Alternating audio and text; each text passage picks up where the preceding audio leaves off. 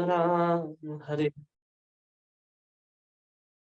ओम अज्ञानतिमिरान्धस्य ज्ञानाञ्जनशलाकया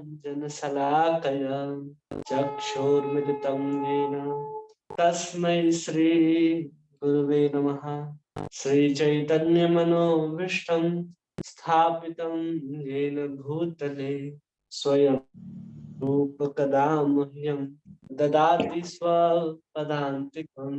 वन्देऽहं श्रीगुरुः श्रीयुतपदकमलं श्रीगुरून् वैष्णवांश्च श्रीरूपं साग्रजातं सहगना तं सजीवं साद्वैतं सावधूतं परिजन सहितं कृष्ण चैतन्य देवं श्रीराधा कृष्ण पादान् सहगण ललिता श्री विशाखान्वितांश्च। हे कृष्ण करुणा सिंधु दीनबंधु जगतपते गोपेश गोपिका कांत राधा कांत नमोस्तुते। तप्त कांचन गौरांगी राधे वृंदावनेश्वरी वृषभानुसुते देवी प्रणमामि हरिप्रिये। वाञ्छाकल्पतरुभ्यश्च सिन्धु बहेव च पतितानां पावनेभ्यो वैष्णवेभ्यो नमो नमः। जय श्री कृष्ण चैतन्य प्रभु नित्यानंद श्री अद्वैत गदाधर श्रीवास आदि गौर भक्त वृंद। हरे कृष्ण कृष्ण कृष्ण हरे हरे हरे राम हरे हरे। गुरुवे गौरचंद्राय राधिकाय तदाले कृष्णाय कृष्ण भक्ताय नमो नमः। हरे कृष्णा। आप सभी भक्तों का बहुत बहुत स्वागत है इस माधुरी कादम्बनी के पाठ्यक्रम में, जिसमें हम लोग माधुरी कादम्बनी को समझने का प्रयास कर रहे हैं, जिसमें भगवान के मधुरिमा को हम कैसे आस्वादन कर सकते हैं हरे कृष्ण महामंत्र जप के माध्यम से, और वो जप हमें कैसे धीरे धीरे अपने श्रद्धा से भक्ति के सर्वोत्तम शिखर प्रेम तक पहुंचाता है। इसको हम लोग समझने का इस ग्रंथ के अंदर प्रयास कर रहे हैं। लेकिन उन सब सिद्धांतों को समझने और पढ़ने से पूर्व हमें विश्वनाथ चक्रवर्ती ठाकुर भगवान से संबंधित जितने भी तत्व होते हैं उसको समझाने का प्रयास कर रहे हैं कि हमें पूर्णतः विश्वास हो जाए ग्रंथ के ऊपर, शास्त्र के ऊपर, और हम श्रद्धावान हो जाए। ये प्रथम वृष्टि जो है इस ग्रंथ में लिखा गया जो प्रथम वृष्टि है वह व्यक्ति के अंदर श्रद्धा को जगाने का काम करता है। यह प्रथम वृष्टि क्या करता है, एक किसी भी जीव के अंदर भक्ति के बीज को आरोपित करने का काम करता है। वो भक्ति के बीज को किसी के हृदय में आरोपित करता है, ये प्रथम वृष्टि। इसलिए ये प्रथम वृष्टि में जो भी तत्व हम लोग पढ़ेंगे भक्ति से संबंधित, शास्त्र से संबंधित, वो सब क्या करेंगे, हमारे हृदय के अंदर भगवान के प्रति जो श्रद्धा है, भगवान की प्रेम करने की जो हमारे अंदर वासना है, सेवा करने की वासना है, उसको पूरित कर देगा। जिससे हम कहते हैं ना कि भक्ति लता का बीज हमें चाहिए, तो भक्ति लता का बीज इस प्रथम वृष्टि से ही हम जीवों को प्राप्त हो जाएगा। इसलिए अगर कोई प्रथम वृष्टि को ठीक से समझ ले तो समझना चाहिए उसके अंदर भक्ति का प्रथम स्वरूप जो श्रद्धा है वो अपने आप उसके हृदय में स्थापित हो गई है। अब उसे किसी प्रकार की कोई अन्य सोच की आवश्यकता नहीं है कि अरे हमारे पास तो नहीं आया, अरे हमारे पास तो भक्ति का बीज नहीं है, ऐसा सोचने की कोई आवश्यकता नहीं है। स्वयं वहां पर भक्ति का जो बीज है वो प्रथम वृष्टि से ही प्रारंभ हो जाएगा। प्रथम वृष्टि से ही व्यक्ति के अंदर जो भक्ति का बीज है वो स्थापित हो जाएगा। तो कल तक हम लोगों ने देखा कि भक्ति का जो रसमय स्वरूप होता है, विशेष मंगलाचरण के रूप में विश्वनाथ चक्रवर्ती ठाकुर बताते हैं कि जो रूप गोस्वामी है उन्होंने भक्ति के रस स्वरूप का निरूपण करके पूरे संसार को बताया कि जो भक्ति है वो रसमयी होती है। उसमें हम अलग अलग प्रकार के आस्वादन कर सकते हैं। वो रस कैसे बनता है, तो हमने कल इन शॉर्ट आपको समझा दिया था कि अलग अलग प्रकार के रस होते हैं, जैसे संतरे के भी, आम के भी, अनार के भी, ऐसे अलग अलग प्रकार के रस होते हैं। मतलब हर चीज का एसेंस होता है, हर तत्व का कोई सार होता है। उसी प्रकार सेवा का, आस्वादन करने का वो एक रस होता है, जिसको हर व्यक्ति उस रस के माध्यम से ही बार बार उस क्रिया को दोहराने का प्रयास करता है।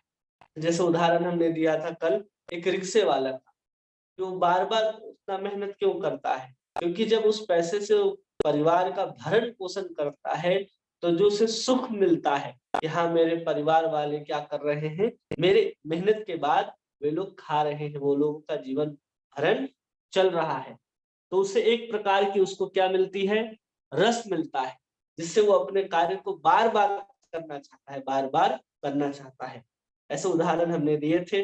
शास्त्रिक रूप से रस हमने बताया था कि जब स्थायी भाव के अंदर, जब 5 प्रकार का स्थायी भाव होता है, उसी के अंदर अगर विभाव, अनुभाव, सात्विक और व्यभिचारी भाव ये सब समन्वित हो जाएंगे तो रस बनता है। जैसे खीर बनाया जाता है, तो खीर में केवल दूध और केवल चावल नहीं होता, उसके साथ केसर भी होता है, उसके साथ अन्य जो काजू होते हैं, किशमिश होते हैं, चीनी होती है, ऐसे बहुत सारे सामग्रियों के बाद जो खीर का स्वाद आता है, वो कितना श्रेष्ठ होता है। उसी प्रकार जब सात्विक भाव में हमारा जो स्थायी भाव है, 5 भाव जो स्थायी भाव होते हैं, पुनः हम याद कराते हैं, शांत रस, शांत भाव, दास्य भाव, साख्य भाव, वात्सल्य भाव और श्रृंगार भाव या माधुर्य भाव भी कहते हैं। तो इन पांचों में क्या मिल जाएगा, जब सात्विक भाव मिल जाएगा, व्यभिचारी भाव मिल जाएगा, विभाव, अनुभाव ये सब मिल जाते हैं, तो अत्यंत स्वादनीय हो जाता है, आस्वादनीय हो जाता है, जो हर कोई उस चीज को प्राप्त करना चाहता है। तो इस सब की हम लोगों ने चर्चा की थी कि पहले चैतन्य महाप्रभु के आविर्भाव से पूर्व सभी लोग भगवान कृष्ण को केवल भगवान के रूप में जानते थे, उनके ऐश्वर्य को जानते थे। लेकिन जब चैतन्य महाप्रभु आते हैं और उनके आचार्य के स्वरूप में श्रील रूप गोस्वामी जब आते हैं, तब भक्ति रसामृत सिंधु के ग्रंथ के माध्यम से हमें भक्ति के रस तत्व का भी पता चलता है, भगवान के रस तत्व का भी पता चलता है। तब जाकर के हम लोग भगवान की उस रसमय उपासना को समझ सकते हैं, जो एक ब्रजवासी वृंदावन के अंदर भगवान की सेवा करके प्राप्त कर रहा होता है। तो इस सब को हम लोगों ने कल समझ लिया था। आज अपने विषय वस्तु की ओर श्रील विश्वनाथ चक्रवर्ती ठाकुर हम सबको लेकर के चलते हैं, और विषय वस्तु में सबसे प्रथम विषय के बारे में जो चर्चा करते हैं हमारे आचार्य, वो विषय क्या है, तो कहते हैं कि जो रस स्वरूप है, जो रस स्वरूप है भगवान, उन्हीं के आश्रय में कौन रहता है, ब्रह्म रहता है। ब्रह्म कोई स्वतंत्र वस्तु नहीं है, वो ब्रह्म जो है निराकार ब्रह्म, जिसको हम लोग बहुत बार सुने होंगे कि ब्रह्म ही सब कुछ है, ब्रह्म ही ऐसा वैसा जो कुछ भी हम लोगों ने सुन रखा है, वो ब्रह्म भी किसका आश्रय लिया हुआ है, वो रस स्वरूप भगवान का ही आश्रय ग्रहण किए हुए हैं। उसी को उदाहरण देने के लिए अलग अलग शास्त्र से श्लोकों को देते हैं विश्वनाथ चक्रवर्ती ठाकुर, और कहते हैं कि ब्रह्मम ब्रह्मपुच्छम प्रतिष्ठा, ब्रह्मा ब्रह्मतो अपि परात्परो रसो वै सह रसम एवायाम लब्ध्वानंदी भवति मल्लानाम सनीरनाम नरवरो स्त्रीणाम स्प्रमूर्तिमान। ऐसे बहुत सारे श्लोकों को यहाँ पर बताते हुए कहते हैं कि क्या है, भगवान जो है, जो रसमय जो भगवान है, भगवान श्री कृष्ण जो है, वही ब्रह्म के भी आश्रय है। अब इस चीज को जब वहां पर कहते हैं कि ब्रह्म ही उन सब के आश्रय है, तो कौन कैसे स्वीकार कर ले कि ब्रह्म ही सब चीज के आश्रय है। अगर कोई बात कोई कहता है तो उसकी कोई प्रामाणिकता होनी चाहिए। तो उस प्रामाणिकता को समझाने के लिए बहुत सुंदर यहाँ पर आचार्य जो हैं वो टीका लिखते हैं, और उस टीका के माध्यम से हमें समझाने का प्रयास करते हैं कि सबसे श्रेष्ठ जो प्रमाण होगा वो प्रमाण किस रूप में और कैसे स्वीकार किया जाएगा। तो यह बहुत सुंदर बताते हैं हमारे आचार्य और कहते हैं कि अलग-अलग जो श्रुति के प्रमाण दे रहे हैं यहाँ पर, क्यों दे रहे हैं? क्योंकि शास्त्र के द्वारा ही यथार्थ ज्ञान होता है।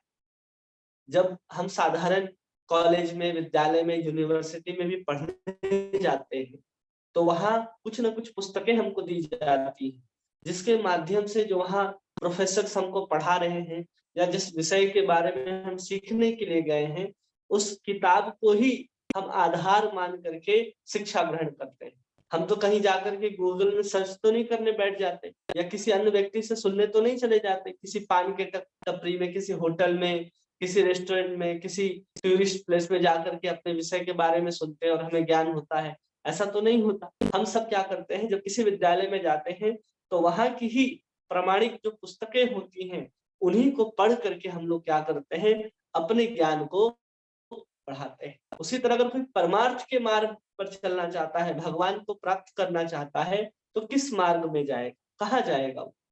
तो उसके लिए हमारे शास्त्र ही प्रमाण होते हैं, जहाँ से हम यथार्थ ज्ञान प्राप्त कर सकते हैं। यथार्थ ज्ञान मतलब जो जैसा है उसको उसी रूप में अगर हम ग्रहण करना चाहते हैं अपने जीवन में, तो हमें शास्त्र का ही आधार ग्रहण करना पड़ेगा, आश्रय ग्रहण करना पड़ेगा। नहीं तो हम जो ज्ञान बैठेंगे वो कहीं भी प्रमाणित नहीं होगा, वो कहीं से भी हम उसके ऊपर विश्वास नहीं कर सकते। जो आप प्रमाण लेकर के आए हैं, जो आप ज्ञान लेकर के आए हैं, वो विश्वास करने योग्य है। जैसे एक डॉक्टर है कोई, ठीक है, अगर डॉक्टर आपका इलाज कर रहा है, आपको कोई बीमारी हो गई है, आप डॉक्टर से सलाह लेकर और कहते हैं कि हाँ, इस डॉक्टर ने हमें ये बीमारी का ये उपाय बताया है, तो स्वीकार करने योग्य है, विश्वास करने योग्य है।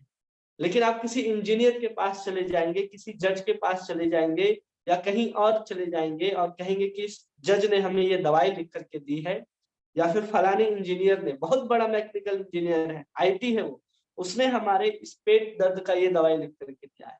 ये विश्वास करने योग्य है? नहीं है। क्यों नहीं है? क्योंकि उसका विषय नहीं है, उसका क्षेत्र नहीं है। उसी प्रकार भौतिक ज्ञान प्राप्त करने की पुस्तकें अलग हैं, जो हम लोग विज्ञान के माध्यम से या फिर अपने-अपने विषय के माध्यम से लाइब्रेरी और जहाँ-जहाँ से हम पुस्तकें ग्रहण करते हैं, वहाँ से इकट्ठा करके हम लोग उस ज्ञान को अर्जित करते हैं। लेकिन अगर कोई परमार्थ के ज्ञान को अपने जीवन में लाना चाहता है, तो कहाँ जाएगा? केवल और केवल एक ही मार्ग है उसके पास कि हमारे जो वैदिक साहित्य है, उसके ही शरण में जाना होगा। इसलिए हमारे यहाँ कहा जाता है कि शास्त्र जो है, वही यथार्थ ज्ञान का एकमात्र स्रोत है, जहाँ से ज्ञान हो सकता है और कहीं से ज्ञान नहीं हो सकता है। इसी को कहते हैं, अगर किसी वस्तु के संबंध में या फिर किसी के संबंध में कुछ अगर कहा जाता है, तो उसके लिए प्रमाण की आवश्यकता होती है। कुछ प्रमाण चाहिए होता है ना। जैसे आजकल जो हमारा जो कानून है या फिर कुछ हो जाता है, कहीं घटना घटती है, जैसे अखबार जो पढ़ते हैं या न्यूज़ चैनलों में जो हम लोग देखते हैं, वो क्या है, एक तरीके से प्रत्यक्ष प्रमाण की, कि वहाँ पर कोई व्यक्ति उपस्थित रहता है और उस घटना को होते हुए देखता है और उस घटना को होते हुए देखता है और पुनः उसे प्रसारित करके हम तक पहुँचाया जाता है। कहा जाता है कि हम प्रमाणित करते हैं कि हमने अपनी आँखों से ये चीज़ देखा है। कहते हैं ना, कि हमारी आँखों देखी घटना है कि उसने ऐसा किया, ऐसा हो रहा था, ऐसा घटना घटित होते हुए मैंने अपनी आँखों से देखा है। तो लोग उसको क्या मान लेते हैं कि हाँ, ये प्रमाण है, ये व्यक्ति जो है इस घटना को होते हुए देखा है, तो इसे हम प्रमाण के रूप में स्वीकार कर सकते हैं। ऐसा हम लोग कहते बोलते सुना है कि नहीं सुना है? हर लोगों ने सुना होगा कि ऐसा कहा जाता है, ठीक है? लेकिन अगर देखा जाए तो हर जीव में, जितने भी संसार में जीव हैं, वो सब जीवों के अंदर 4 प्रकार के दोष पाए जाते हैं। सबको पता होगा वो 4 प्रकार के दोष कौन है। पहला है भ्रम, दूसरा है प्रमाद, तीसरा है कर्णापाटव और चौथा है विप्रलिप्सा। ये 4 प्रकार के जो दोष होते हैं, संसार में कोई भी स्त्री पुरुष हो, वो सब के अंदर ये 4 प्रकार के दोष पाए ही जाते हैं। कोई भी उससे अछूता नहीं रह जाता है। सबसे पहला कि हर जीव जो इस संसार में माया के बंधन में है, वो भ्रम में ही रहता है। वो कभी भ्रम से बाहर नहीं निकल पाता, वो हमेशा भ्रम में ही रहता है। अगर उसे कोई अत्यंत मीठी वस्तु खिला दी जाए, जैसे उसको एक लड्डू खिला दिया जाए और फिर उसे कहा जाए अन्य मीठी वस्तु खाने के लिए, जैसे खीर ही दे दिया जाए, तो क्या कहेगा, इस खीर में तो चीनी ही नहीं डाला गया। क्यों? क्योंकि अभी जो उसने ग्रहण किया था वो इतना ज्यादा मीठा था कि उसकी जो इंद्रियां है ना, वो समझ ही नहीं पा रहा है कि क्या मीठा है और क्या तीखा है, उसको पता ही नहीं चलता है, जीभ भी भ्रमित हो जाती है। हम सूरज को देख करके कहते हैं, अरे सूरज तो एक थाली के समान दिखाई दे रहा है, थाली के ही समान उसका आकार है। क्या सूरज थाली के जितना बड़ा है? या सूरज बहुत विशाल है? वास्तव में सूरज बहुत विशाल है, लेकिन हम हमेशा भ्रमित रहते हैं, समझ नहीं पाते क्या होता है, या फिर हम क्या करते हैं, प्रमाद में रहते हैं, हमेशा ऐसी स्थिति में रहते हैं कि हम हमेशा कंफ्यूज ही चलते रहते हैं, समझ ही नहीं पाते कि क्या सही है और क्या गलत है। कोई भी व्यक्ति नहीं समझ सकता है सही सही कि क्या सही और क्या गलत है, क्योंकि वो हमेशा इस अवस्था में रहेगा, भ्रमित अवस्था में रहेगा, इसलिए उसको प्रमाद की अवस्था भी कहा जाता है। तीसरा दोष है करना पाठो, मतलब अपूर्ण इंद्रियां है, उसकी इंद्रियां कभी भी पूर्ण नहीं है, वो कुछ भी इस इंद्रियों के द्वारा देख नहीं सकता, सुन नहीं सकता। उसे बड़ा से बड़ा चीज देखने के लिए टेलीस्कोप की जरूरत पड़ती है, छोटे से छोटे वस्तु को देखने के लिए माइक्रोस्कोप की जरूरत पड़ती है। इसलिए हमारी इंद्रियां जो है उतनी पूर्ण रूप से काम नहीं करती, बहुत चीज हमें सुनाई भी नहीं देता ठीक से, हमारा ध्यान अगर उधर नहीं है तो हम वस्तु को ठीक से देख नहीं सकते, समझ नहीं सकते। और चौथा दोष है विप्रलिप्सा का, वो किसी को भी धोखा दे सकता है, झूठ बोल सकता है, जो वो है नहीं वो खुद मानता है। अगर कोई, हम शरीर नहीं है फिर भी हम अपने आप को शरीर माने बैठे, उसी प्रकार व्यक्ति के अंदर धोखा देने की प्रवृत्ति होती ही है। वो नहीं चाहता है कि धोखा दे, लेकिन ऐसा माया के बंधन में है, ऐसा दोष है उसके अंदर कि वो किसी को किसी ना रूप में धोखा दे ही देता है। तो ये चार दोष पाए जाते हैं हर जीव के अंदर, कोई स्त्री हो पुरुष हो कोई भी हो, ये चार दोष है। वो भ्रम में रहता है, प्रमाद में रहता है, वो उसकी इंद्रियां अपूर्ण है, चौथा वो धोखा देने की प्रवृत्ति उसके अंदर होती है। इसलिए हमारे भागवत पुराण में चार प्रकार के प्रमाण बताए गए, क्योंकि मनुष्य अगर किसी प्रमाण को लेकर के आएगा कि हम मनुष्य हैं और हमने हमने इस ग्रंथ को लिखा है या हम इस चीज को प्रमाणित करते हैं, कोई मनुष्य किसके विषय में, परम तत्व परमात्मा के विषय में, परम तत्व के विषय में कोई अगर ऐसा कहा कि हमने देखा है अपने आंखों से भगवान को, तो वो मान्य नहीं है। कोई कहता है ना लोग कि भगवान को किसने देखा, रे आप अगर भगवान को देख भी लोगे और मुझे आकर के बताओगे कि मैंने भगवान को देखा, तो मैं विश्वास कर लूंगा? ये प्रश्न है। कोई भी आपके पास व्यक्ति आए और कहे कि हमने भगवान को कल देखा था, कल हमें भगवान ने दर्शन दिया था, कितने लोग विश्वास करेंगे? नहीं करेंगे। क्यों? क्योंकि उसके अंदर चार दोष है। वो धोखा दे सकता है ना किसी को कि लोग समझे अरे कितना बड़ा भक्त है, इसको तो भगवान ने दर्शन दिया है। इसलिए आप कभी भी भ्रम में मत पड़िए कि जो व्यक्ति कह रहा है वो पूर्ण रूप से सत्य होता है। सत्य क्या होता है? तो हमारे भागवत पुराण कहती है कि श्रुति प्रत्यक्षम ऐतिह्यम अनुमानम चतुष्टयम प्रमाणे स्वस्थानाद विकल्पनाद स विराज्यते। ये चार प्रकार के प्रमाण होते हैं, भागवत ऐसा बताती है। पहला कौन सा प्रमाण? श्रुति प्रमाण, जो वेद शास्त्र कहता है वो एक प्रमाण है। दूसरा प्रत्यक्ष प्रमाण कि हमने अपने आंखों से देखा है। तीसरा अनुमान प्रमाण कि हम लोग अनुमान लगाते हैं। और चौथा है ऐतिह्य प्रमाण।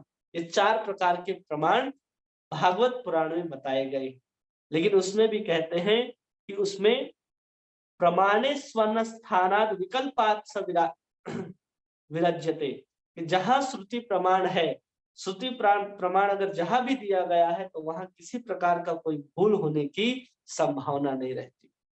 जहां पर वेद के पुराण के श्लोक लिखे गए हैं और फिर उसको प्रमाणित किया जा रहा है, तो समझ जाइए कि वो भली भांति अच्छी तरीके से उसको प्रमाणित किया जा रहा है। उसमें किसी प्रकार का संशय, किसी प्रकार का भ्रम नहीं होना चाहिए, और कभी भी इस प्रकार का भ्रम व्यक्ति के अंदर नहीं होना चाहिए, क्योंकि वहां पर शास्त्र के प्रमाण दिए गए। और वैसे ही मनु पुराण में भी तीन प्रकार के प्रमाण को स्वीकारा गया है। तो उसके लिए यहाँ पर कहते हैं कि प्रत्यक्ष अनुमानंच शास्त्रांच विधि आगमः त्रयं सुविदितं कार्यं धर्म शुद्धिम अभिक्षताम। जो कोई भी व्यक्ति अगर धर्म के तत्व को समझना चाहता है तो उसको क्या करना चाहिए? प्रत्यक्ष प्रमाण, अनुमान प्रमाण और वेद मूलक जो स्मृति पुराण है, इन तीनों के विषय में जानना अत्यंत आवश्यक है। ये मनुस्मृति कहता है तीन प्रकार के प्रमाण के बारे में। लेकिन अगर हम मध्वाचार्य के बारे में बात करें तो मध्वाचार्य हमें बताते हैं तीन प्रकार के प्रमाण को उन्होंने भी स्वीकार किया है। कौन कौन प्रमाण है? श्लोक आता है, प्रत्यक्षम अंतर भवेत यस्माद् ऐतिह्यम येन देशकम प्रमाणम त्रिविधम प्रख्यातम तत्र मुख्या श्रुति भवेत। उसमें सबसे श्रेष्ठ जो है प्रमाण वो कौन सा प्रमाण है? तो कहते हैं तत्र मुख्या श्रुति भवेत। ये मध्वाचार्य भी बताते हैं कि सबसे श्रेष्ठ प्रमाण शब्द प्रमाण को ही स्वीकार किया जाएगा। लेकिन हमारे जो गौड़ीय वैष्णव हैं, सबसे प्रमुख गौड़ीय वैष्णव कौन है हमारे, जिन्होंने सिद्धांत को लिखा है, बताया है? तो श्रील जीव गोस्वामी। उन्होंने बहुत सारे तत्वों के ऊपर विवेचना की है और श्रील जीव गोस्वामी हमें बताते हैं 10 प्रकार के प्रमाण के बारे में। कितने प्रकार के प्रमाण? 10 प्रकार के प्रमाण। अगर सभी लोग कॉपी कलम लेकर के बैठे हैं तो एक एक प्रमाण को अगर वो लिखते जाएंगे तो भली भांति वो समझ सकते हैं कि वो 10 प्रकार के प्रमाण क्या है। चैतन्य चैतामृत में भी कहा गया है कि प्रमाणेर मध्य श्रुति प्रमाण प्रधान, श्रुति जे मुख्यार्थ कहे सही से प्रमाण। अगर जो श्रुति कहता है वही प्रमाण है, श्रुति प्रमाण प्रधान मान रहे हैं। चैतन्य महाप्रभु भी कहते हैं कि जो श्रुतियों में लिखा गया है वही प्रमाण को प्रधान रूप से स्वीकार किया जाएगा। तो सबसे पहले किस प्रकार के प्रमाण की यहाँ पर बात करते हैं जीव गोस्वामी? 10 प्रकार के प्रमाणों में सबसे पहले हम लोग बात करेंगे प्रत्यक्ष प्रमाण। हम सबको इसके शब्द से ही पता चल रहा है कि यहाँ पर प्रत्यक्ष देखने की बात कही जा रही है। जो आपने प्रत्यक्ष रूप से अनुभव किया है उस प्रमाण की बात की जा रही है। सभी लोग अपने अपने कॉपी में लिख सकते हैं एक एक प्रमाण के बारे में कि यहाँ पर प्रत्यक्ष प्रमाण किसे कहा गया है? जो अपने आंख से, कान से, नाक से और जिह्वा और त्वचा, इस ज्ञान इंद्रियों के द्वारा जिस ज्ञान को हम लोग अनुभव कर सकते हैं या जिसे जान सकते हैं उसको प्रत्यक्ष प्रमाण कहते हैं। अपने आंख के द्वारा, नाक के द्वारा, जिह्वा के द्वारा, कान के द्वारा और त्वचा के द्वारा हम जिस ज्ञान का अनुभव कर सकते हैं, जिसको समझ सकते हैं, उसको प्रत्यक्ष प्रमाण कहा जाता है। लेकिन प्रत्यक्ष प्रमाण के ऊपर भी इस परम तत्व के ज्ञान को हम निर्भर नहीं कर सकते। क्यों? क्योंकि अगर व्यक्ति रोगग्रस्त हो, अगर आंख में मेरे जैसा चश्मा लगा हो तो चश्मा उतार करके अगर किसी चीज को देखेगा तो वास्तविक में वो देख नहीं सकता है। अगर वो अन्य किसी और रोग से पीड़ित है, अगर वो पागल ही है तो पागल व्यक्ति क्या बोलता है, क्या समझता है, इसका भी कोई प्रमाण स्वीकार नहीं किया जा सकता कि वो क्या बोल रहा है। आप उसको स्वीकार नहीं कर सकते। उसी प्रकार का कोई रोगग्रस्त हो या असावधानी पूर्वक आपने किसी वस्तु को देखा हो, किसी चीज को समझा हो, तो भी आप उसको स्वीकार नहीं कर सकते। जैसे किसी को सांप में रस्सी का भ्रम हो जाता है, किसी को रस्सी में सांप का भ्रम हो जाता है, तो हम उस प्रमाण को स्वीकार नहीं कर सकते। किस प्रमाण को? प्रत्यक्ष प्रमाण। क्योंकि प्रत्यक्ष प्रमाण किसके द्वारा देखा जा रहा है? हम मनुष्य को द्वारा देखा जा रहा है और हम मनुष्य के अंदर 4 दोष होते हैं, ये हमने पहले बता दिया। इसलिए प्रत्यक्ष प्रमाण के ऊपर कोई भरोसा नहीं करता है। खास करके किस विषय में? जब हमें परम तत्व की ज्ञान ज्ञात करना हो, परम तत्व को समझना हो। इसलिए हम लोग कहते हैं ना कभी कभी प्रत्यक्ष को प्रमाण की क्या आवश्यकता। यहाँ हमारे शास्त्र कहते हैं कि प्रत्यक्ष को हम प्रमाण मानते ही नहीं है, हम उसको स्वीकार ही नहीं कर सकते। प्रत्यक्ष को प्रमाण की आवश्यकता होती है क्योंकि हम भी गलती करते हैं, हमारे अंदर भी धोखा देने की प्रवृत्ति है, हम भी भ्रम में रहते हैं। हमेशा हमारी इंद्रियां चंचल रहती हैं, हम ठीक से किसी वस्तु को एक बार में समझ नहीं सकते हैं। इसलिए कोई भी व्यक्ति प्रत्यक्ष प्रमाण के ऊपर भरोसा नहीं कर सकता। लेकिन आज के समय में भारत का जो संविधान है, वो संविधान में जिस हिसाब से किसी अपराधी को सजा दी जाती है उसका आधार यही प्रत्यक्ष प्रमाण होता है किसी के द्वारा देखा गया हो, सुना गया हो कि इसने ऐसा काम किया है, तो उस अपराधी को सजा मिल जाती है। अगर कोई कह दे कि नहीं, ये व्यक्ति तो इस वक्त मेरे साथ था, तो उसके कहने सुनने पर ही हमारा जो कानून है वो स्वीकार कर लेता है कि हाँ, ये जो प्रमाण दे रहा है वो सत्य के रूप में दे रहा है। इसलिए प्रत्यक्ष प्रमाण के आधार पर यहाँ पर किसी को भी सजा हो जाती है। तो कई बेगुनाह भी जेल के अंदर रहते हैं और गुनहगार बाहर घूम रहे होते हैं आराम से। तो ये प्रत्यक्ष प्रमाण की ये कमी है कि वो किसी अवस्था में क्या हो और कैसे स्वीकार किया जाएगा, इसकी कोई गारंटी नहीं होती। इसलिए प्रत्यक्ष प्रमाण के ऊपर निर्भर नहीं रहा जा सकता है जब हमें परम तत्व का ज्ञान करना है। दूसरे प्रमाण के बारे में कहते हैं, दूसरा प्रमाण है अनुमान प्रमाण। जैसा इस शब्द से हमें पता चल रहा है कि अनुमान प्रमाण, कि किसी भी वस्तु को देख करके जो हम लोग अनुमान लगा लेते हैं कि ऐसा रहा होगा, ऐसा होता होगा, हम लोग अंदाज लगाते हैं ऐसा होता होगा। जैसे उदाहरण कि अगर कहीं से धुआं दिखाई दे रहा है तो हम लोग क्या अनुमान लगाते हैं कि वहां आग लगी होगी। ये हमारा क्या हो जाता है, अनुमान प्रमाण, कि अगर वहां धुआं है तो आग भी होगा। लेकिन कभी कभी क्या होता है, कभी कभी क्या होता है कि आग बुझ जाती है। अगर कोई आग में पानी डाल करके बुझा दिया, उसके बाद भी तो वहां से धुआं निकलता है, लेकिन वहां धुआं है, आग नहीं है। कभी कभी किसी पहाड़ में भी ऐसा लगता है कि धुएं जैसा दिखाई देता है, तो हम क्या कहेंगे कि पहाड़ में आग लग गया है? नहीं, बिना आग का भी धुआं संभव है, जिसको हम लोग कोहरा के रूप में कभी कभी पहाड़ों में देखते हैं। इसलिए हम अनुमान प्रमाण के ऊपर भी भरोसा नहीं कर सकते कि क्या होगा। इसलिए अनुमान प्रमाण के द्वारा भी कोई भगवान को नहीं समझ सकता। हम अनुमान लगाते हैं कि भगवान ऐसा रहे होंगे, भगवान ऐसा करते होंगे, वो नहीं चलता। होंगे वाला हिसाब तो बिल्कुल ही नहीं चलता कि आपके अनुमान से हम लोग अनुमान लगा लेते हैं ना कि यहाँ से, जब हमें किसी चीज की एक्यूरेट जानकारी नहीं होती तो हम लोग कह देते हैं कि दिल्ली से बंबई इतना किलोमीटर दूर होगा, अंदाज लगा लेते हैं। लेकिन वो प्रमाणित प्रमाणिक रूप से नहीं माना जाए। जैसे यहाँ उदाहरण दिया गया आग और धुएं का, जहां धुआं है वह आग होगा, ये हमारा अनुमान है। धुएं को देख करके हम लोग अनुमान लगाए, लेकिन आग को अगर बुझा दिया जाए तो फिर भी धुआं उठता है उससे। तो आप ये नहीं कह सकते जहां धुआं है वहां आग होगी, ये कोई जरूरी नहीं है। इसलिए अनुमान प्रमाण को भी यहाँ पर स्वीकार नहीं किया जाएगा। तीसरा प्रमाण यहाँ पर बताते हैं आर्ष प्रमाण। आर्ष मतलब होता है जो ऋषि मुनि गण है वो अपने वचनों के माध्यम से, अपने वाक्यों से जो प्रमाणित करते हैं। हम लोग कहते हैं कि फलाने ऋषि ने ये वाक्य कहा है, तो हम लोग उसको स्वीकार करते हैं। अच्छा, फलाने ऋषि ने कहा है, तो हम लोग उसको स्वीकार कर लेते हैं कि अरे फलाने ऋषि का वाक्य है। जैसे चारवाक मुनि, वो बहुत बड़े नास्तिक थे, लेकिन हम लोग क्या कर लेते हैं कि चारवाक मुनि ने कहा है, तो हम लोग उसको स्वीकार कर लेते हैं कि ऋणम कृत्वा घीवम पिबेत, के ऋण लेकर के भी हम लोग क्या कर लेना चाहिए, घी पी लेना चाहिए। हम लोग ऐसा करते हैं ना, कभी कभी सोच लेते हैं, जबकि वो बहुत बड़े नास्तिक। अब चारवाक मुनि जी का वाक्य पढ़ेंगे तो अलग कुछ चलता है, अन्य किसी ऋषि मुनि का अगर वाक्य पढ़ेंगे तो अलग ही मार्ग पर चलते हैं। तो अलग अलग जो ऋषिगण होते हैं सबका मन मतभेद अलग अलग होता है। सब जो कहते हैं वाक्य उसमें मतभेद हो जाता है। तो मतभेद होने के कारण सब लोग एक ही वाक्य को एक ही तरह स्वीकार नहीं कर पाते।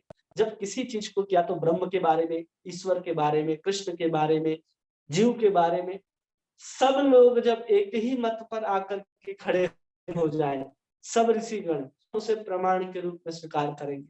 चार ऋषिगण चार अलग अलग बातों को कहेंगे तो भी हम उस प्रमाण पर, उनके वाक्यों पर निर्भर नहीं रह सकते हैं, क्योंकि सबके जो प्रमाणिक, सबको वचन को हम प्रमाणिक नहीं मान सकते हैं। इसलिए यहाँ पर महाभारत के एक श्लोक को लिखा जाता है और कहते हैं कि तर्को अप्रतिष्ठा श्रुतयो विभिन्ना नासा विशस्य मतम न भिन्नम धर्मस्य तत्वम निहितम गुहाय महाजनो येन गतः स पंथा।